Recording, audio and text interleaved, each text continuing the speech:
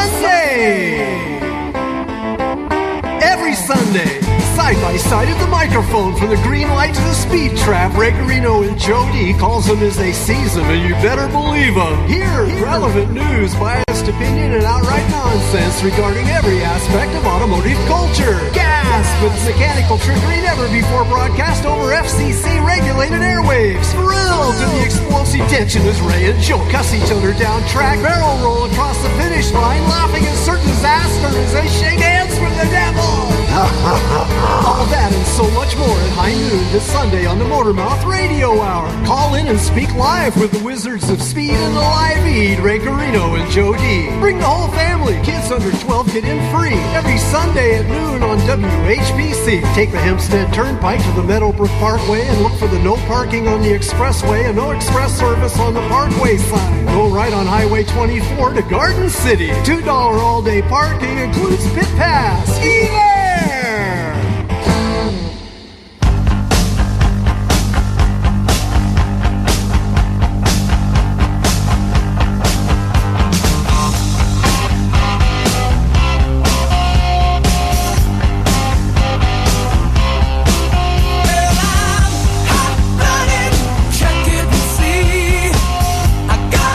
Oh, yeah, we are hot-blooded, our yards are flooded, and I can't think of another rhyme, but anyway, you know, you get the drift. We are here, live and in charge, doing a solo today on Motormouth Radio, Long Island's only automotive talk show, with your host, Ray Guarino. Joe D is out, and I did just see him the other day, and he wishes, he wants to express his well wishes and thoughts to the audience, say hi, he's still around. He just can't be here today, so that's okay. He's always with us in our hearts and thoughts anyway, and you are too. So if you want to get in on the fun, you can give us a call at 516-572-7440. That's the studio line. And in a little while, we're going to be speaking with Mr. Carl Anthony from Automoblog, autoblog.net. You can also check them on their social media sites under Automoblog.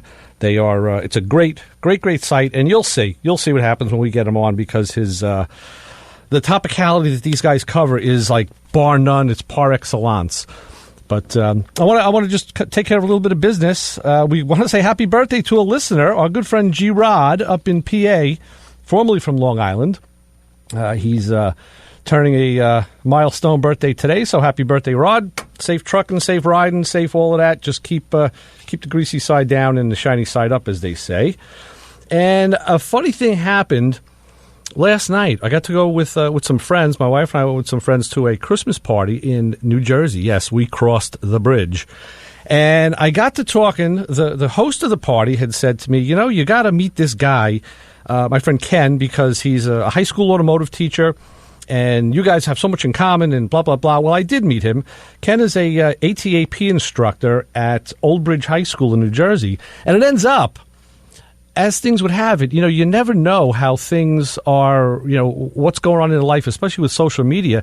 And we were talking about the radio show and this and that. He says, hey, I think, you know, I've seen you. I think I follow you. Yeah, he's been following us on Twitter. And so, and I said, yeah, I've seen your stuff, and I've liked it because it's automotive. It's education. So, of course, that all plays in, you know, that all plays in well with me. We love that stuff. So we had a nice long conversation.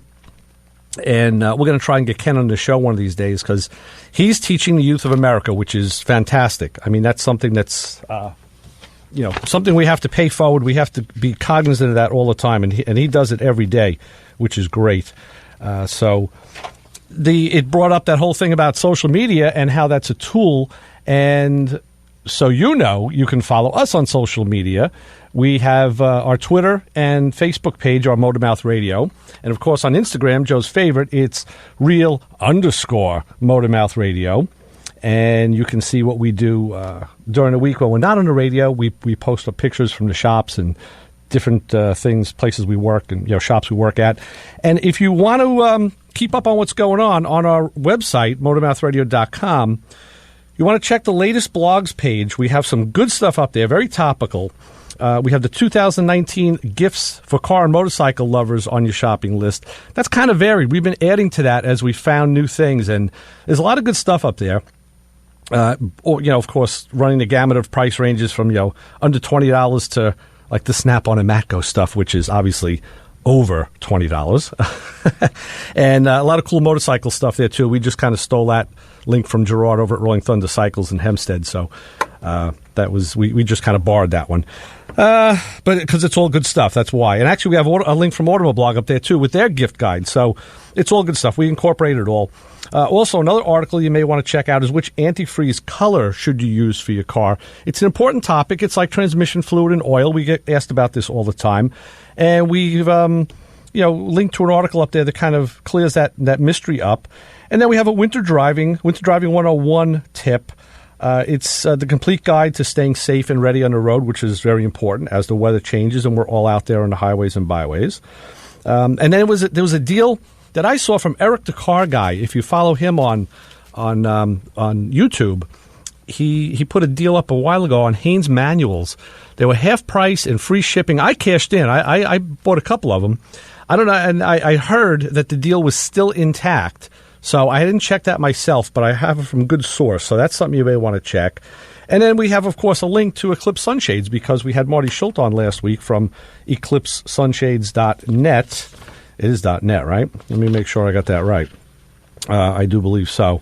And he has a discount code up there if you're a Motormouth Radio listener and lover, and you can get a Eclipse Sunshade at a discount this time of year. And they are great things. I have them in, well, the reason we had them on is because I have those things in, 3 of my own cars and in one of my daughter's cars, and they do work. They work. If you go to eclipsesunshades.net, let's double check that because I don't want to get it wrong.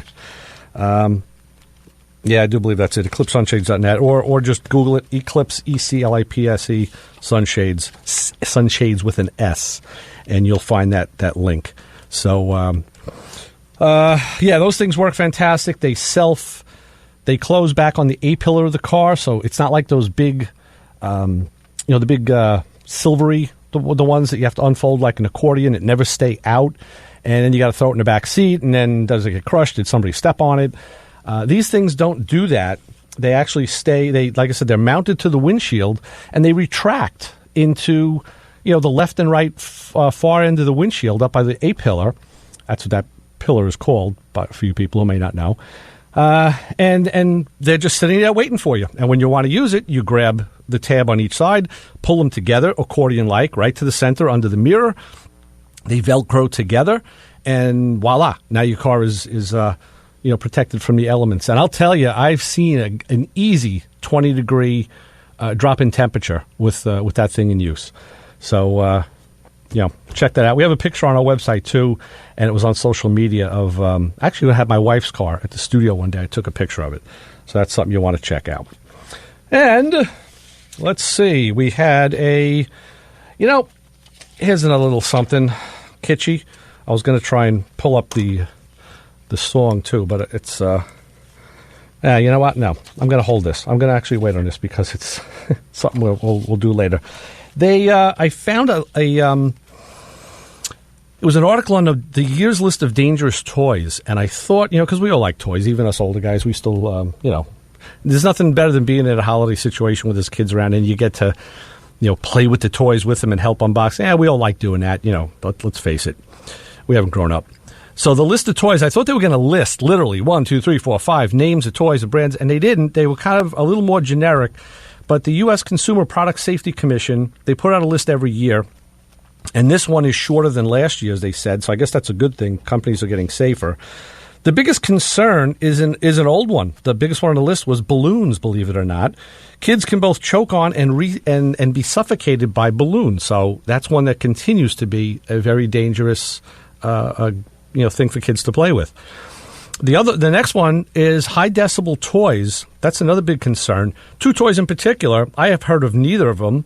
Hack Toys ATS Bump and Go 8-inch police car, and the Kickco toy gun blue light light up noise blaster. Well, that sounds like it'd be a bit of a disaster, if you will. They both come in on the list at 89 and 87 decibels respectively, and to put that in perspective, that's right around the noise level of either an industrial, commercial-type boiler room or a construction site. So for a kid to be exposed to that for a long time is, for anybody, but especially for a kid, is bad news. Now, and again, to kind of clarify that, sounds at or below 70 decibels, or dB, are generally considered to be safe, and any sound above 85 dB is more likely to damage your hearing over time. So, again, it's just, and I guess as a parent or someone who has a kid in the house, if you were to hear that kind of noise, at 89 or 87 dB, I think you might want to intervene and say, hey, shut that thing off. But I don't know. So they made the list. And the last one that they mentioned that was one of the worst was magnet toys, and they didn't elaborate. But they said they were a total no-no, understandably, because kids can choke on them, and if the magnets are swallowed, they can wreak havoc in the digestive system. So, you wouldn't want to sit there and swallow magnets. It's like, chewing on glass. But something you think you don't have to be told about. But again, they put out that list, and it's it's very true that they're looking out for kids' safety. Again, I guess you could look up the U.S. Consumer Product Safety Commission, and you could find that and maybe prior lists and whatnot and all. So anyway, if you want to get in, you want to talk, you don't want to hear me talk, you can call us at 516-572-7440. If you do want to hear more good music on this show, you can listen to Ritmo Latino Fridays at 11 p.m. It's a one-of-a-kind Latin mix show featuring the newest Latin urban mix focused on the young heritage Spanish speaker, mixed by Nassau Community College student DJ J. Anthony, and he plays salsa, bachata, merengue, reggaeton, and a little of hip-hop, house, EDM, and R&B, and throwbacks, all in that one show. So that's pretty darn inclusive, if you ask me. So if you that's Fridays at 11, you want to check that one out. And what else we got going on? It's of course, the holiday season. There's all the nuttiness going on outside, but it's still time to keep in line, keep looking at your car. You want to make sure you have the maintenance done on your car, especially now that the temperature's going down and we've had a lot of rain and we had some snow and we got some more coming. We preach it here all the time. Tire pressures, just the condition of your tires. Your life is riding on these things. I know we kind of sound like a broken record sometimes, but you really can't say it enough. You want to make sure that those, now everybody has a TPMS, or tire pressure monitoring system in their car, and that light comes on the dashboard, looks like a tire tread with an exclamation mark. That tells you, hey, the basically what it means is either too much or too little air in your tire. So you can be overpressured, which is just as dangerous in a lot of instances as being underpressured.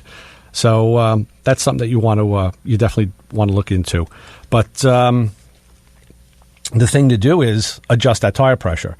And as we know, as we've preached on the show, for every 10-degree drop in temperature, so if it's 40 degrees in the afternoon, it drops to 30, you lose 1 psi of pressure. It's just that simple. It's a very simple ratio.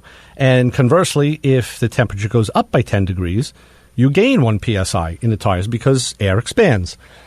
So the problem becomes when, let's say your tires are supposed to be at like 32 psi, which is kind of common. Some cars are higher, but and some are actually lower with the sport tire. But if you're supposed to be at 32 and you're already like 3 pounds low, which is not uncommon. I mean, I see this all the time when I check people's tires. And now the temperature, like we've typically had, let's say it drops 20 degrees, which is not uncommon. The other day we had it went up to like 50-something degrees. I know because I was putting my snow tires on in a rain. It was like a nice 58-degree rain, but it was still nonetheless, 58 degrees. And what I did is I aired them up. And I aired them up with an extra 2 pounds because I knew the temperature was going to drop into the 30s. So I kind of foresaw the 20-degree drop. So I took into account the 2 psi, and I made my tires 2 pounds more inflated. And sure enough, when I checked them the next day, they were right on the money, right where they should be. So on that 32 psi tire that was 3 pounds light, now the temperature drops 20 degrees. You lose 2 more psi. Now you're 5 pounds under. And there's thresholds. I don't know. I can't give you exact numbers, but there are actual there's thresholds where tires just lose their grip, they lose their adhesion, and you need to, you need to keep that in mind because it's definitely your life is on the line. Let's face it; it's just it's a safety thing.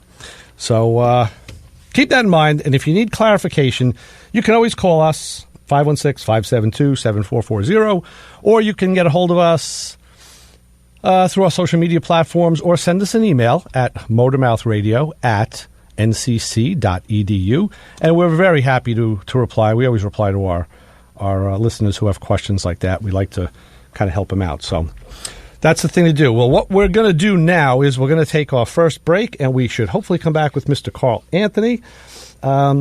And we're going to talk about, the stuff we got to catch up with him is going to be phenomenal. So let's go into the Badlands, so to speak, and we will come back and give you some more here on 90.3 WHPC.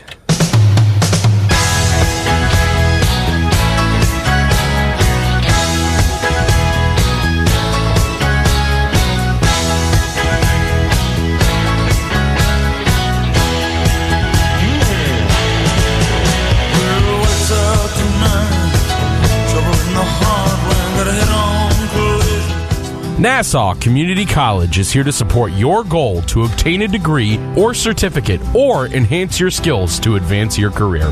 Several programs are offered at a convenient time on the weekend where you can attend classes Friday evening through Sunday. In addition, you can complement face-to-face classes with distance education courses which can be taken online. More information about the programs and courses that are offered on the weekend can be found by contacting the Office of Workforce Development and Lifelong Learning at 516-572-3554 or email weekendcollege@ncc.edu. You can be the best at almost anything. Best stapler ever? Sure. Best impression of Ray Romano?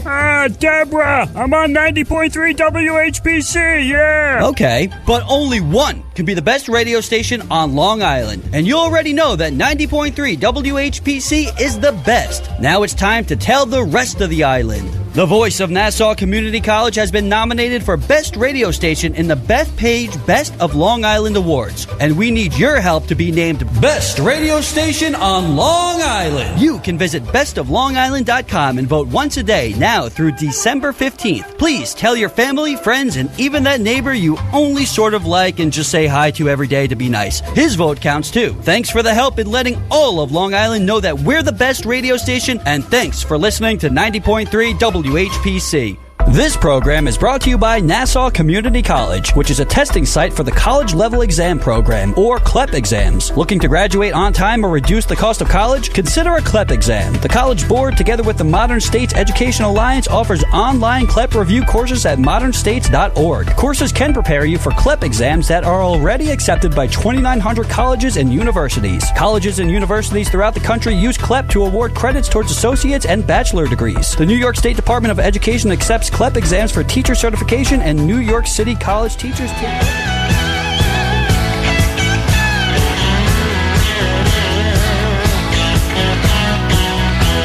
All right, we're back in the Badlands here at Motormouth Radio, and I think we do have a caller on the line. Hey, Ray, how are you? Good to talk to you. Carl Anthony, how are you, brother? It's great to have you back on the show. Yeah, it's great to be back on the show, and I was kind of looking back at my call log into the studio, and it's been since August since I've talked to you. Oh, my word. Well, I apologize for that. We definitely get, with the show only once a week, you get guests in advance, and then sometimes it's like feast or famine, Right. They just roll on heavy, and you promise people spots on the show, and next thing you know, like 3 months, like in our world here, the last 3 months just kind of flew by in a haze. So yeah.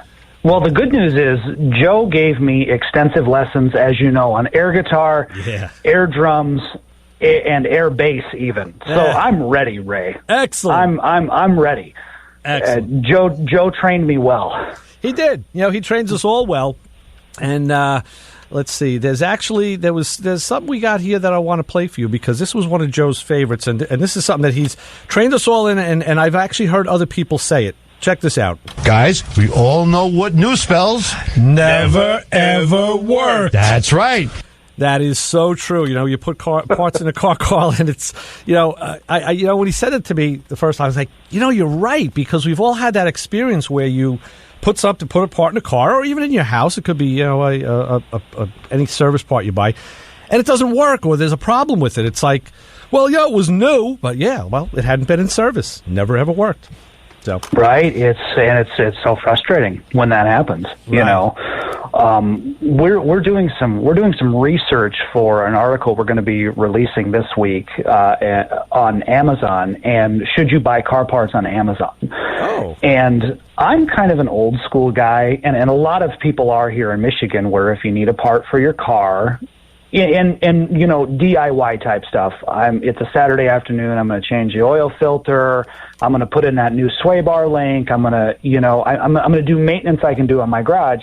We always go down to the local auto parts store, and that's the way it's been for years and years. And then you've got online shopping, and so, can you shop online? What do I look for? I mean, I'm going to order a part, but I can't hold it. I can't touch it. I can only see pictures online. So we've been doing some research for this article for a couple of months now, just kind of laying out like, okay, if you're buying online versus buying in the store, like what to look for, and how do you know it's a reputable part and it's not a fake seller, like it's not a knockoff, So it's just,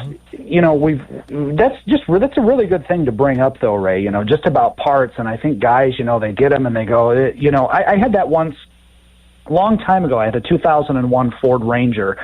Really nice truck, and the power steering pump melted down. And so actually I got one from a Ford dealer and, put it in and did that. It was cold, it was late at night, wintertime, and the pump was actually faulty that the Ford dealer had sold me. So it was it was like it was quite a job. And I had it once with a starter on an old Ford pickup I had too, so. I see a theme here, Carl. Yeah, right. I know. Right. Yeah, it sounds like a Ford thing to me. Right. What's that acronym stand for again? Found on road dead. There you go. Right. You go. Fix or repair daily. Yeah, I like that one too. Yeah. No, but the Fords are good products. Fords have been around for 100 years. It's great stuff. But we've all been plagued with that with all sorts of vehicles, not only Fords. This article intrigues me because, like you said, we all do purchase auto parts, and we all do it in a number of ways now. Mm-hmm. And Amazon, that's the thing. Amazon being the giant, my question is, like, where are they? Like, who? They're the distributor, but who's the actual seller? Where is the part coming from? Is it some guy's garage in Korea somewhere, or is it going to be somebody in Michigan? And I don't know. Can you vet that out? Is it possible? Yeah, we've done some research on that, and it looks like most are actually reputable. That some of them that they're coming right from the part maker themselves, or just using Amazon's platform to sell. But there's some that are, you can't really verify the serial numbers, and you can't really verify that it's. And we try to hit. Like, we're going to include some screenshots, and we try to do, like, some basic everyday parts, like, again, oil filters and, like, stuff I'm going to do in my garage and that kind of thing, air filters, cabin air filters. We try to do simple, and then we try to do kind of maybe some more advanced stuff, you know what I mean? Like, so maybe some suspension components. We did some truck accessories, So I think there's just a lot of, if I'm going to change, and like a lot of the people I know here in Michigan, Michigan people, especially here, like in Detroit and downriver, like we know cars, it's what we do. And so we'll oftentimes fix our cars because it's a great way to save money. And so I think there's a lot of people out there that go, you know what, I can do some of this maintenance myself. If I shop online, it looks like I might be able to save even more money, but if it's one of those things that if the deal is too good to be true, it might be a bad part. It might be a faulty part. They put that part on their car. Okay, so at worst, there's a loss in fuel economy, but maybe it's worse and it's a safety, it's a safety thing too. Maybe it's shoddy brakes or something like that too. So we tried to just kind of give some advice. I mean, overall, it seems like shopping online is fine. Uh-huh. But we're putting this article together this week. We'll publish it later in the week, just kind of like what to look out for and laying out the pros and cons. Like, here's the pros of going to the auto parts store, which you've been doing for years and years. And then, here's some of the pros and cons, just looking at both aspects. I'm still a brick and mortar kind of guy. I like to go to the store. I like to talk to somebody. I know a couple of the guys behind the counter anyway. I like it when they, Ray, they get the manual out and they flip through it. Like, I like that. There's a lot of reassurance, and that's still the benefit that auto parts stores have with people. Well, the store that you frequent most, how long has that store been in business? And how old school is it? Oh my, it's downriver. It's right on the border between Lincoln Park and Allen Park, and it's been there well before I moved here in 2013. Okay. And it's like, and you can tell those guys behind the counter cars is all they've known. So they do cars professionally, but they do cars as a passion. And when I was a service advisor and I was at the dealership and everything, all the technicians that worked at our dealership were like that. Even the guys in the quick loop. Cars they did professionally for a job, and then when they would go home, they would fix other people's cars, or they were working on something. So those parts guys are a lot like that too. They've been around, they've done everything. If you've got a question about an obscure part, chances are they've either worked on it, or they know somebody who has, or they've got some experience. Where if you're shopping online, you don't really have that face-to-face component, which is important, I think, when you're buying auto parts and things like that, Interesting that you mentioned that, because just yesterday, the day before, my good friend Kilowatt Kevin, his son needed an alternator on his Toyota. Toyota, was there a right. Yeah, Toyota. And he asked me if I could get one from the, if I knew a source. I say, okay, we have a rebuilder, but the local auto parts store, the brick and mortar store that I use, which has been in business since the 60s, I said, right. yeah, okay. So I got it for him. And when we were out last night on the way to this Christmas party in Jersey, we talked about it. And he said, I did check on Rock Auto and found it for a little cheaper. Now, I happen to get, like you, I get the shop price. I get the mechanic's price on the part. Sure. So I don't even know what they sell for over the counter. But Rock had it for maybe, 20%, 15-20% cheaper than that. And right. a lot of times price drives us. We're all consumers. Of course. And he said to me, he had the key. He said, but I didn't tell you to hold off, because with a part like that, you want to be able to go back to a guy if there's a problem. Yes. And that's just it. Yeah, and then there's shipping. It's a heavy part. So I think we all have to temper our purchases with, if it's a pair of socks or something small, you throw in a bag, you mail it back. But especially electrical components and stuff like that, you want a brick and mortar guy. But right, and the only thing we can find really in our research was, and we did an article on replica wheels like this a couple years back, and the really is sometimes you don't know, because all you're looking at is pictures online. So our big thing in our research was price. If the price is too good to be true, if it just looks too good to be true, then it probably is. And then you're probably looking at a knockoff. Yeah, that pretty much goes for everything. I say that all the time. If it looks too good to be true, it probably is. Right. Sometimes it's a happy accident, but not always.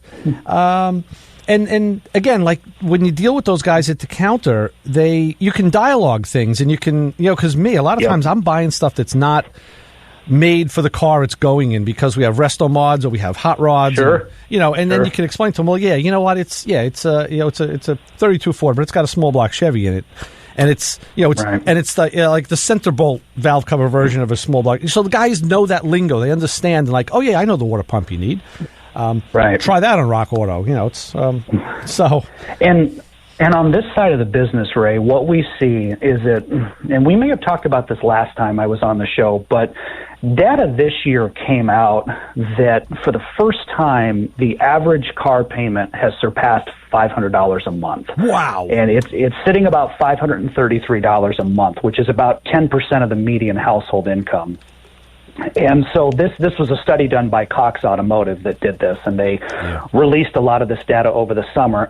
So as you can probably imagine, it will probably only increase in price from there. So what we're trying to do is, for our readers, is to try to give as much advice as we can on making the current vehicle that they have last longer. Right. So that does include service and maintenance. And, you're talking about wintertime, right? And we do the same thing.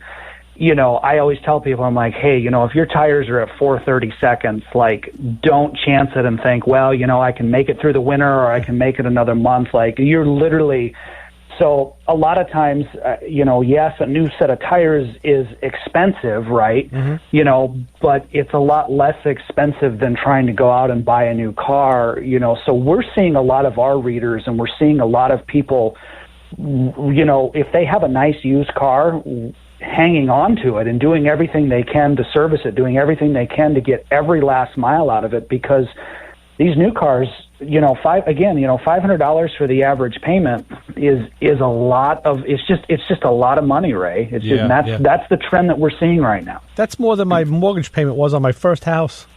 It was a small house, but no, you make some great points. And didn't you guys recently have an article about about buying used tires? Yeah. So that's another thing. I know, I've done that myself. I know other people who have done it, and I caution people, because the first thing I ask them about is, like, is your vehicle all-wheel drive? And if it is, you need to replace all 4 tires at the same time. You need to have the same tread on all 4 corners. But for sure. But you still can buy a used tire, because plenty of cars are in wrecks that have great tires, and those tires can now be, instead of being shredded, let's give them another life. And the best used tires, that website that we worked with for that, I mean, we saw a lot of their engineering and testing and a lot of their quality control stuff, and how they'll scrap out tires that don't meet that. And that's another one of those things too, should you buy used tires? Yeah, but just watch the price, you know what I mean? Again, if it's a super low price, and look on the tread depths. I mean, just make sure that the tread depths are high, but tires, again, are the single most. I mean, we look at, there's a AAA study that even slightly worn tires on wet surfaces at highway speeds, I mean, it takes you basically the length of an 18-wheeler to stop, or the length of a typical school bus. I mean, so, and those critical seconds are really so. And same with brakes too. I'd see a lot of people when I was a service advisor, and coming up on winter, and you'd stick the thing and you go, oh man, you're in the red 330 seconds. I mean, so definitely. And I know we beat on it too, Ray. Just tires and brakes, for safety, and then again, tie rod ends and wheel bearings and all that stuff too. That's all a safety component too. So make sure wintertime, for listeners out there who are concerned, what do I do? Have your vehicle inspected. When you get in for an oil change, just tell your mechanic, look, do a top to bottom on this thing and let me know what I need before the weather gets bad. Right. Also, then you could extrapolate and say shocks, struts. I mean, you can go down the whole line. Also, I know Al Handy had mentioned this to us. You can read the date codes on tires, and we do have a graphic up on MotorMouthRadio.com. You can read that numeric date code, and you can see when that tire was produced.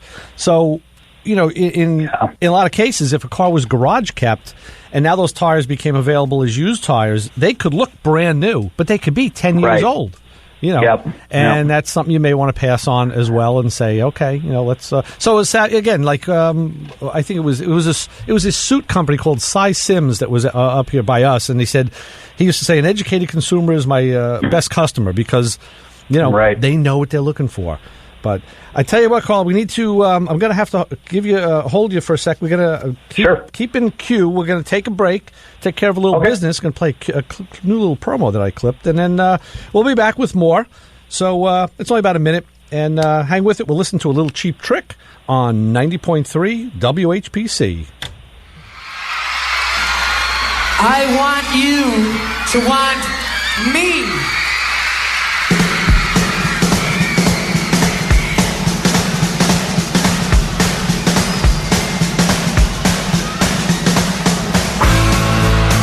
You think all the great music has already been written? Think again.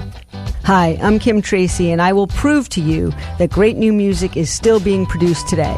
Join me on High Fidelity every Sunday at 9 a.m. for a mix of music with a focus on new music and lesser-known artists exclusively on the voice of Nassau Community College, worldwide on the iHeartRadio app, the TuneIn Radio app, nccradio.org, and always on 90.3 WHPC.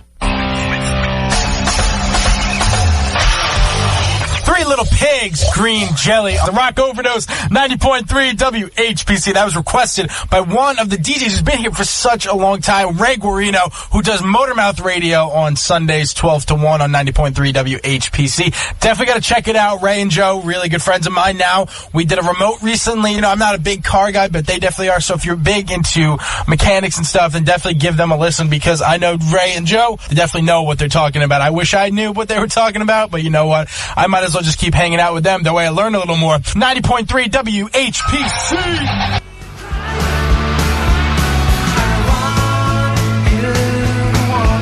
Yeah, we are back. Thank you. That's great. DJ, that's DJ Dr. Scholes, who gave us that great drop. Carl, you see, we get crazy stuff from all over the place. I like it. I was enjoying the Cheap Trick. Yeah, I know. It's good stuff. Listen, That's really good stuff. Since we're talking about what you guys have done, you have a great article on the Automoblog site, on automoblog.net, on winter driving. Yes. Can you tell us a little bit about that? Absolutely, Ray. We put this out at the very beginning of this year in 2019, and the idea is we kind of broke it down into sort of three essential parts, if you will. So more or less a vehicle checklist, as in here's 4 essential points about your vehicle that you want to consider. So when was your last service? Are there any existing safety recalls, which you can check through the NHTSA safety and recalls page, checking your tires, which we've talked about, and then making sure that your pressures are all good in your tires. After you've checked the tread depth, make sure you check the pressures. And then there's that vehicle checklist section, and then we go into basically some DIY maintenance things that you can do for yourself. So just keeping an eye on your coolant reservoir, keeping your eye on your washer fluid. Like, you don't want to be in traffic and they're kicking all that junk up at you and you realize you're out of washer fluid. Wiper blades are another one. So we go through kind of this DIY checklist. And then we do a section about what to put in your emergency kit. And the big thing that people always overlook is a paper atlas. Oh, yeah. Because if you ever get stranded somewhere, or you're going somewhere, maybe to see family on vacation, you're going somewhere where you don't have cell service, or maybe you're not super familiar with the roads, so make sure that with your flashlight, your jumper cables, and your extra water, that you do like Dad did or Grandpa did, and you shove an atlas in the glove box, because you don't always want to, my dad had a CB radio for years on his old Ford Thunderbird, so make sure you have some kind of contingency plan like that. And then the last part of the winter driving guide, Ray, was just, of the 3 parts that we broke it into, was just how to drive in snow and ice. And it's stuff we learned in driver's ed. So, make sure you keep your eyes on the road, keep your speed down, don't have your cell phone, always drive sober, don't bank on traction control. Like, yes, traction control can do a lot. 4-wheel drive can do a lot, but as Joe would say, don't drive like a moron. It's stuff like that. Right. So we kind of go through that, and then there's a small section at the end about if an emergency happens, like what do you do? And so the Michigan State Police tell us it's the steer it, clear it rule. So basically, if something happens, come to a stop, get your wits about you, and then pull off to the side of the road, and then call for help. Stay inside the vehicle, activate your flashers. If you're in an accident, try to get away to a clear portion of the roadway. So our winter driving guide that's on, and I'll post a link up on our Twitter page today at Automoblog. I'll do that after our interview.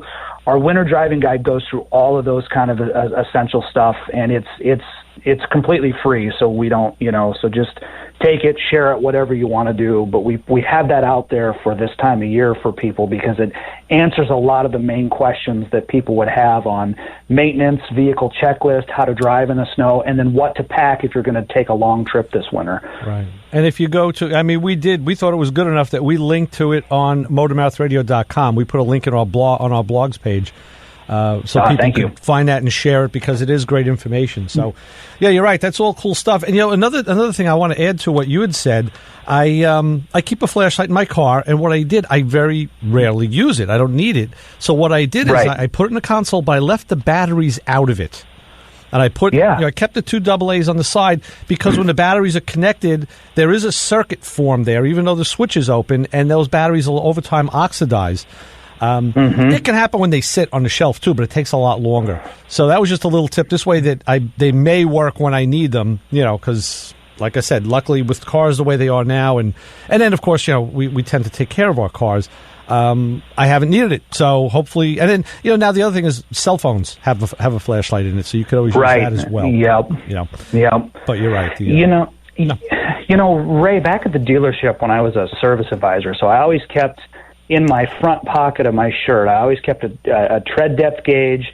I always kept a couple of pens, a notepad. Like, I was old school. Like, somebody would come in with a car and I'd flip out my notepad. I was never really a computer guy. I was old school, pencil in the ear and everything. But I had one of these LED lens lights, and it was about the size of a pen. And Ray, that thing had the most powerful bulb on it. And now that you say that, I should get one of those again. Yeah. And it was dropped a million times, and the little glass on it eventually shattered. But, somebody would pull a car in, or you'd pull a car up, and you'd pull that pin light out, and that thing would light up everything underneath the chassis. It was great. Right. So having a powerful light like that, those things will light up a dark room in no time. Yeah, they probably make an LED version, and actually on our website, again, we have the holiday gift buying guide. I made sure that we had posted Snap-on and Matco both have these small pocket-sized lights, and I own both of them. Matco man Brian hooked me up. We bought a couple from him too. They're great, and they usually have multiple beam patterns. Like there's a small beam on top, and then there's a wide beam on the side. The Snap-on one actually has a third setting, which is like a red laser. So you can play with your cat. Of course. But, right, yeah. Some of them have a strobe feature. There's all sorts of different stuff. But those lights are like, even on the tool truck, it's like $20. It's like, you're not going to find anything on a tool truck that's that less expensive than that. And myself and other people say, I'll take 2, 3, 4 of them, give them away as gifts, Yeah. I'm looking at it, Ray. Is this it's that magnetic slim bar, that work light? You're probably looking. Let's see. You're looking on the website on our page, right? Yeah. You're probably looking at. Let me see if I can find that. Oh, I see it. Pocket lights. Yeah, it's a pocket light. Yeah, it's more of a rectangular deal, and yep, they're fantastic. These are nice. They are, and if you don't have a tool truck available, a lot of people don't. You could walk in if you see one on the street. People should know this. You can actually go into a tool truck. You don't have to be a customer of this guy. You don't have to have be a mechanic. You can. Most of these guys will deal with you off the street, especially if you're paying cash. Or you can go on the website and you can buy the stuff online. So that would be something to put in your glove box, or in your center console, for the wintertime. You just never know. Having a light like that, and those are more powerful than like the flashlights I grew up with. Oh, we were using the D cell battery, the silver, that's of course, right? Hey, but what? Growing up. Yeah, we had what we had, and we're lucky we had that. So, yeah. Right. You'd have thunderstorm weather and growing up in the Midwest, and you did. The big D batteries were charged, Right. And you'd stick them in this big, lantern, like you're going to signal Batman. It was a huge thing, Yeah. But I tell you, lights in general, if you don't, some people are kind of afraid of the tool trucks. You don't have to be, but you go into a Lowe's or a Home Depot or an Ace Hardware, True Value Hardware. They all have selections of LED lights now that are, some are rechargeable with a USB cable. Some are battery powered that you can, you just put a, like a double or triple A in. Milwaukee has a line of lights that are fantastic. Harbor Freight even sells some LED lights that I have a couple of them, and they're really, really good. Right? Yeah, they're a big selling point. Yeah, absolutely. People, they're on every car today now. Almost every new vehicle that you see released, the automakers will make a big deal about LED lights and ambient lights too. Has really caught on like crazy. There's 100 different colors and everything. Right. So, but yeah, there's more LED lights in vehicles, I think, than I've ever seen. And I think they do make a difference. At night, I've driven some vehicles with some of these HIDs and LEDs, these upper level lights, and I'm like, wow. I mean, it really does. It's a bright white light. I mean, it makes a difference when you get out of the city and you get on some darker back roads. I think they make a difference. Absolutely, without a doubt. And I know that our safety guy he endorsed one of the things on that guide. It's a jump pack that you want to so you can jump start a car. And a lot of those I have a couple of them myself. They also typically incorporate an LED light with a multi-phases, either various light brightness stages, and usually a flasher. Some have a red one that can flash as a precaution for for the police to stop and help you, right? As well as other stuff. So it's endless. Good. That's a good gift for a car guy this time of year too, because those jump packs are nice. I have one, and they're really nice. I mean, it beats getting out the jumper cables. I mean, because it seems like when you go to jump a car in a parking lot, you can never get the right angle, or other people are parked, or your jumper cables aren't long enough. So you're. So sometimes, I mean, if you're a car guy and you carry tools with you, like if you have a tool bag with you in your truck or something like that. Those little things that those jump packs don't take up a lot of room, and they're super handy. And your battery always there's never a great time. Like, it's always the worst time when your car doesn't start. Of course. It's always when you're running late, and so it's never, there's never an opportune moment. But if you're that guy in the family that everybody calls, that's a good holiday gift for a car guy, a jump pack, because chances are he'll use that when a family member calls him in the middle of winter to run out and give him a boost. And the good thing is now they're all, I mean, the early ones weren't, but now they're all lithium-ion batteries, so they last a lot longer. They're more stable. They provide the current that's needed over a longer period of time without dropping off fast. So they're just fantastic things. They're great devices. Like I said, I have two of them, and you can't. You just got to remember, like, every few months you should go and just check the state of charge. There's usually a button you push, and it'll give you a bank of LEDs that light up 1, 2, 3, 4, whatever. Right. Because you don't want to get stuck. And like I said, the lithium-ion lasts a long time, but they do need to be recharged after time. It depends how much you use it. Mine kind of sit. They're there for emergency purposes, so they don't get used that often. But yeah, very good. Excellent. Well, that's go on. What's that? But one more thing, Ray, before we run out of time, I wanted to go back to this. I wanted to ask you this because you started the show with this about educating young people and getting young people into cars and more so, but into skilled trades and automotive and things like that. So, Hagerty has done a couple of studies now confirming that younger people actually are, in fact, into classic cars. And surprise, they love Chargers, they love Mustangs, they love Camaros, they love all that American iron from the 60s and 70s. And so, Ray, my question for you, because I really want your perspective on this, that trend, do you see that trend continuing? And then, as automotive professionals, what can we do to ensure that, these younger people, they see the same allure in these cars that we do. They see the same love that we do. I mean, you started the show with that, and I want to pick your brain on that. Yeah, it's interesting because I have seen that. I have seen, and even where I work with students, and in the electronics area, so they're hands-on guys already. And I talk to them, and a good number of them are into cars, and a lot of them do like the older cars. And I always ask them, why? What's the... Sure. Is it just your choice, or is there an influence? And many of them say, well, my father, my uncle, or whoever, my older brother. And that's the way it always was. I mean, that's how we all came up through the hobby. And it is still alive and well. Now I think with, the car hobby has changed. It's probably easier to rebuild or restore a car today than when I was doing it when I was a teenager in my 20s, because the parts weren't available. Sure. Now, what catalog? So yeah, I think that trend is staying strong. It is. I mean, and many times often, as well as the guy working on his 69, 70 Charger, he's got a new one in the garage too. So you get the best of both worlds. Right. I have seen that. So I think I have hope. I'm holding hope.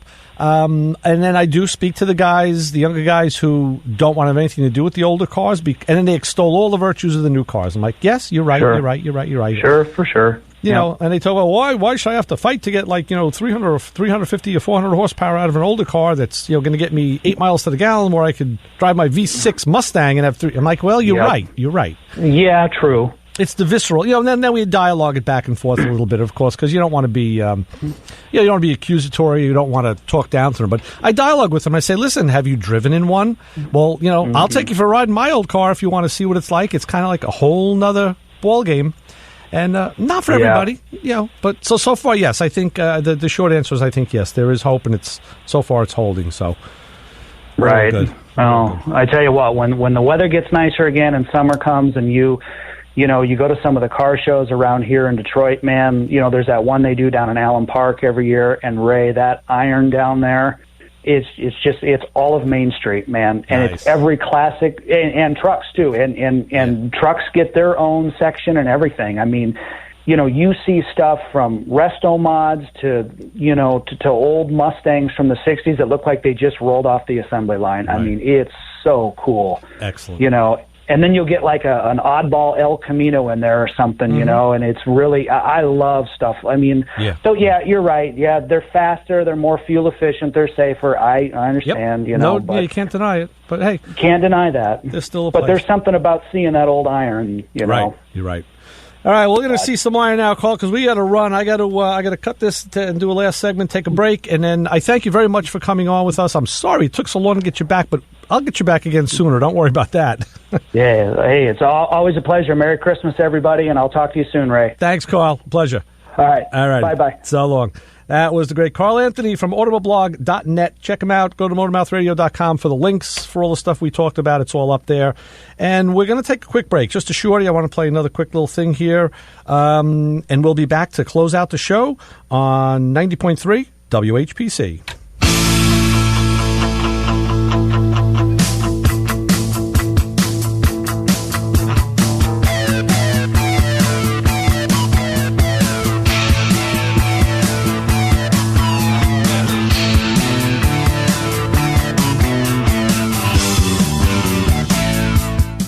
You are listening to Motor Mouths, Ray Guarino and Joe D, a.k.a. the Vultures of Automotive Culture, coming your way every Sunday right here on the voice of Nassau Community College, 90.3 WHPC from 12 noon to 1 p.m. These guys know their stuff. You got a problem with your car? Call in and the Motor Mouths will help you with the solution in a very informative and sometimes comical way.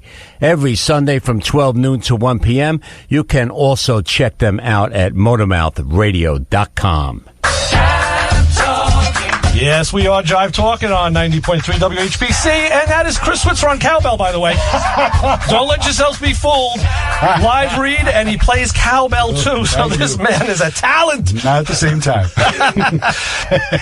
Boy, you never said that in 12 years of doing the show with me. No, but I have said this. 516-572-7440. Pick up the phone. Call us, for crying out loud. That is true. Come on. Come on. Yes. Standing here talking to Ray. I know.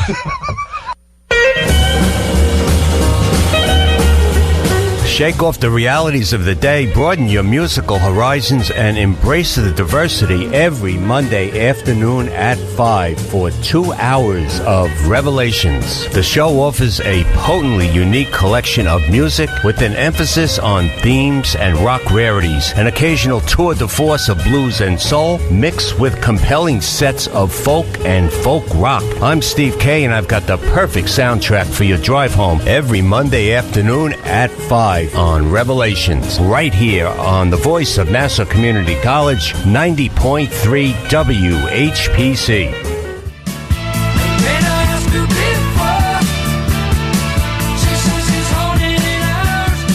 Yeah, we're holding it out here on Motor Mouth Radio, Long Island's only automotive talk show, and we do have a caller. Let's try this, and this will say hi. You're on with the Motor Mouths. Hey, what's going on? So listen, I'm hoping you guys could help me out. You ready for this one? And this is not Steve. Your name? What's your name, caller? Rob. Yes, I'm sorry, Rob. It's been a while since I talked to you. What's up? All right. So 1995 Toyota Camry. Yep.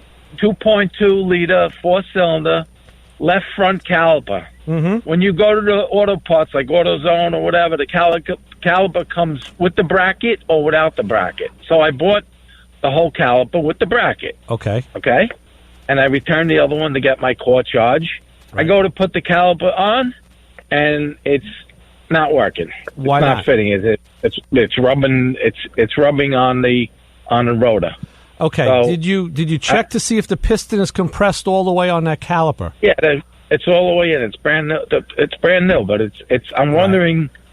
I mean, why? I've never seen that they sold calipers with or without the bracket. No, it's common. It's common because a lot of the brackets get damaged. I've changed a few myself, and I've changed them. The caliper in the bracket, I've done it as one piece. But if you do split the two, you put the bracket on first, obviously. You mount the bracket. And then you put the pads in the caliper and mount that on. But if there's an are the rotors new or are they have some miles? The rotors are brand new. And this is the thing. I had rotors in the garage probably for 5 or 6 years in there. I'm wondering if the rotors that I bought 5 or 6 years ago were fatter and beefier than they are now. And maybe it's not working because of that. You know what I mean? I don't know. No, you're right. Now, what you do is typically on the rotor hat, there'll be a spec. And not always. I've seen where they're on there and I've seen where it's not. They'll usually tell you like the minimum thickness of the rotor. And you take a caliper. You can literally measure it. They may be. Maybe the rotors you got were incorrect at the time, or there might have been a problem. But yeah, I would again check that the rotors are seated. When you pull that rotor off on the hub, you want to clean all of that rust off because that'll give you that'll give you a brake vibration and give you some noise. And then make sure the rotor's seated. Make sure the caliper bracket is seated nice and firm.